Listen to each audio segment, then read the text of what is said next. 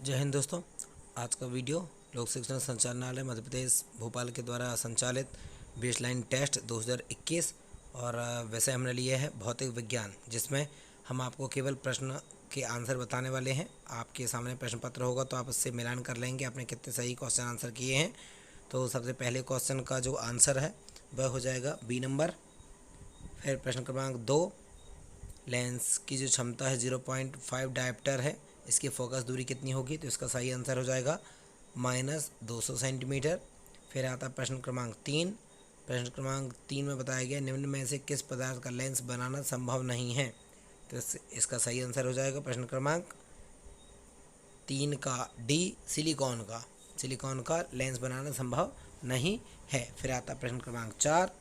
प्रश्न क्रमांक 4 का क्वेश्चन है किसी लेंस द्वारा बनाए गए प्रतिबिंब का आवर्धन 1/3 प्राप्त होता है। तो इसका सही आंसर हो जाएगा दोस्तों, इसमें हम किसी प्रकार का कोई आंसर नहीं लिख सकते, जो कि ऑब्जेक्टिव में हमारे पास दिया गया है कोई नहीं। तो इसका सही आंसर हो जाएगा कोई नहीं। फिर आता प्रश्न क्रमांक 5। प्रश्न क्रमांक 5 का सही आंसर हो जाएगा निकट दृष्टि दोष उत्तल लेंस। यदि निकट बिंदु 50 सेंटीमीटर है तो इसमें आ जाएगा निकट दृष्टि दोष उत्तल लेंस। प्रश्न क्रमांक 6 आता है। प्रश्न क्रमांक 6 का आकाश के नीले रंग का कारण, आकाश के नीले रंग का जो कारण है वह आ जाएगा, देखेंगे प्रश्न क्रमांक 6 का सही आंसर हो जाएगा प्रकाश का प्रकीर्णन। फिर आता है प्रश्न क्रमांक 7। प्रश्न क्रमांक 7 का सही आंसर हो जाएगा, देखेंगे आप प्रश्न, अभिनेत्र लेंस की फोकस दूरी में परिवर्तन किया जाता है। तो इसका सही आंसर हो जाए प्रश्न क्रमांक 7 का कार्निया के द्वारा फोकस दूरी में परिवर्तन किया जा सकता है। फिर आता प्रश्न क्रमांक 8। फिर प्रश्न क्रमांक 8 में पूछा गया है ग्रह और तारों को हम कैसे पहचान सकते हैं? तो इसका सही आंसर हो जाएगा तारे टिमटिमाते हैं परंतु ग्रह टिमटिमाते नहीं हैं। इसका सही आंसर हो जाएगा बी नंबर। फिर आता प्रश्न क्रमांक 9।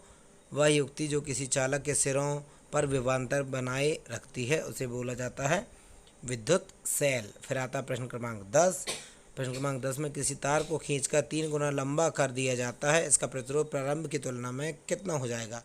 तो इसका सही आंसर हो जाएगा 9 गुना। फिर आता प्रश्न क्रमांक 11। प्रश्न क्रमांक 11 में 24 जूल आ जाएगा। फिर आता है प्रश्न क्रमांक 12। प्रश्न क्रमांक 12 का सही आंसर हो जाएगा 5 ओम आ जाएगा।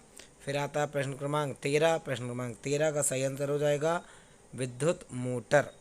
विद्युत धारा को यांत्रिक ऊर्जा में बदलने वाली युक्ति विद्युत मोटर कहलाती है। हमारे घर पे जिसे हम पानी भरने का काम करते हैं वह विद्युत मोटर कहलाती है। फिर आता प्रश्न क्रमांक 14।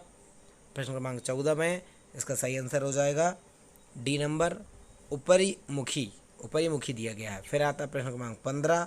प्रश्न क्रमांक 15 में बी नंबर। फिर आता प्रश्न क्रमांक 16। प्रश्न क्रमांक 16 का जो सही आंसर हो जाएगा वह हो जाएगा प्रश्न क्रमांक 16 का सही आंसर सी नंबर, स्थिति सेकेंड व फोर्थ में। फिर आता प्रश्न क्रमांक 17। ऊर्जा का अनवीनीकृत स्रोत है। ऊर्जा का अनवीनीकृत स्रोत का मतलब हो जाएगा यहाँ पर 17 नंबर, उसका आंसर हो जाएगा ज्वारीय ऊर्जा। फिर आता प्रश्न क्रमांक 18। प्रश्न क्रमांक 18 का सही आंसर हो जाएगा बी नंबर, नाभिकीय ऊर्जा। फिर आता प्रश्न क्रमांक 19। प्रश्न क्रमांक 19 का सही आंसर हो जाएगा, यहाँ पे हम देखते हैं, से होकर विद्युत कल प्रवाहित हो सकती है। विद्युत कल प्रवाहित हो सकती है जिसमें कभी नहीं जब विभवांतर बहुत अधिक हो, जबकि वायु शुष्क हो, जबकि वायु में जलवाष्प अधिक हो। तो इसका सही आंसर हो जाएगा डी नंबर, जबकि वायु में जलवाष्प अधिक हो। फिर आता है प्रश्न क्रमांक 20। इसका सही आंसर हो जाएगा न्यूट्रॉन का द्रव्यमान होता है प्रोटॉन के तुल्य, मतलब प्रोटॉन और न्यूट्रॉन का जो द्रव्यमान होता है दोनों बराबर होता है। उसके बाद फिर अगला प्रश्न आता है पार्ट बी। पार्ट बी में हमारे पास कुछ क्वेश्चन आंसर दिए हुए हैं, इसमें इसका सही आंसर हो जाएगा सबसे पहला संख्याओं 0.0053 एवं 0.0530 में क्रमशः सार्थक अंकों की संख्या है। तो इसका सही आंसर हो जाएगा 21 नंबर का 4 व 3 अर्थात सी नंबर। फिर आता 22 नंबर, कोई भौतिक राशि निम्न अनुसार संबंधित है। तो इसका सही आंसर हो जाएगा प्रश्न क्रमांक 22 का सही उत्तर हो जाएगा सी नंबर 8%। फिर आता प्रश्न क्रमांक 23। एक गेंद को ऊर्ध्वाधर ऊपर की ओर 2 मीटर प्रति सेकंड के वेग से फेंका जाता है तो अधिकतम ऊंचाई की स्थिति में इस पर त्वरण होगा। तो इसका सही आंसर हो जाएगा प्रश्न क्रमांक 23 का डी नंबर। फिर आता है प्रश्न क्रमांक 24। 24 का सही आंसर हो जाएगा सी, जड़त्व, आघूर्ण, बल, आघूर्ण एवं विस्थापन। फिर आता है प्रश्न क्रमांक 25। प्रश्न क्रमांक 25 का सही आंसर हो जाएगा 40 डिग्री कोण और 50 डिग्री कोण। फिर आता है प्रश्न क्रमांक 26। प्रश्न क्रमांक 26 का सही आंसर हो जाएगा करनी लगाकर a² + b² + 2ab cos theta. इसका सही आंसर हो जाएगा सी नंबर। फिर आता है प्रश्न क्रमांक 27। प्रश्न क्रमांक 27 में प्रश्न बताया गया है समतल सड़क पर किसी कार का वेग एक समान बनाए रखने के लिए।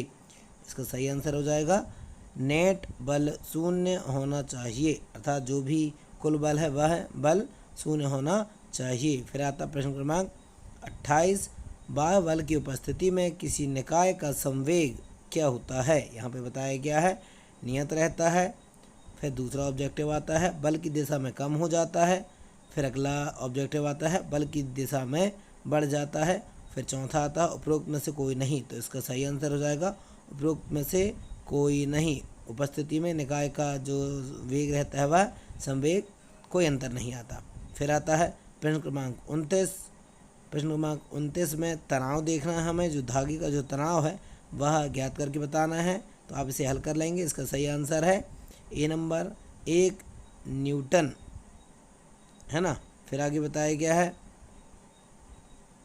प्रश्न क्रमांक 30। इसका सही आंसर हो जाएगा संवेग अप्रत्यास्थ संघटक में संरक्षित रहता है। तो क्या संरक्षित रहता है? संवेग संरक्षित रहता है।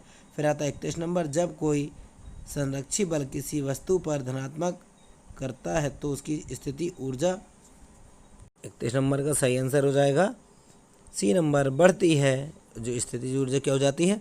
बढ़ जाती है। फिर आता है 32 नंबर, एक दृढ़ पिंड को यांत्रिक संतुलन में होने के लिए। तो इसका सही आंसर हो जाएगा सी नंबर, ए व बी दोनों आवश्यक हैं। प्रश्न क्रमांक 33 का सही आंसर हो जाएगा डी नंबर, हमारे चयन अनुसार कहीं भी। फिर आता है प्रश्न क्रमांक 34। प्रश्न क्रमांक 34 का सही आंसर हो जाएगा सी नंबर, प्रक्षेपण बिंदु की स्थिति पर। फिर आता है प्रश्न क्रमांक 35 का सही आंसर हो जाएगा 35 का सही आंसर हो जाएगा डी नंबर, जिसमें दिया गया आंसर -10 डिग्री सेल्सियस। फिर आता है प्रश्न क्रमांक 36। प्रश्न क्रमांक 36 का सही आंसर हो जाएगा बढ़ जाता है, दाब बढ़ाने पर पदार्थ का जो गलनांक रहता है वह बढ़ जाता है। फिर आता है 37 नंबर। 37 नंबर का सही आंसर हो जाएगा रुद्धोष्म प्रसार में निकाय की कुल ऊर्जा खालिस्तान रहती है। तो इसका सही आंसर हो जाएगा 37 नंबर का सही आंसर हो जाएगा कम हो जाती है, जो कुल ऊर्जा रहती है वह कम हो जाती है। फिर आता है प्रश्न क्रमांक 38। प्रश्न क्रमांक 38 का सही आंसर हो जाएगा सी नंबर। फिर आता है प्रश्न क्रमांक 39 और इसका सही आंसर हो जाएगा सी नंबर, अपरिवर्तित रहती है। किसी डोरी में तनाव बढ़ाने पर तरंग की जो चाल रहती है वह अपरिवर्तित रहती है। फिर आता है प्रश्न क्रमांक 40, जिसमें बताया गया है प्रश्न क्रमांक 40 का सही आंसर हो जाएगा अनुनाद प्रणोदित दोलनों में बाह्य आवर्ती बल की आवर्ती दोलक की प्राकृतिक आवृत्ति के बराबर होने पर जो परिघटना होती है उसे अनुनाद कहते हैं। तो दोस्तों, इस प्रकार से आपको और भी दूसरे विषयों की यदि वीडियो चाहिए तो आप प्लेलिस्ट में जाकर ढूंढ सकते हैं। आज के लिए इतना ही। जय हिंद, जय भारत।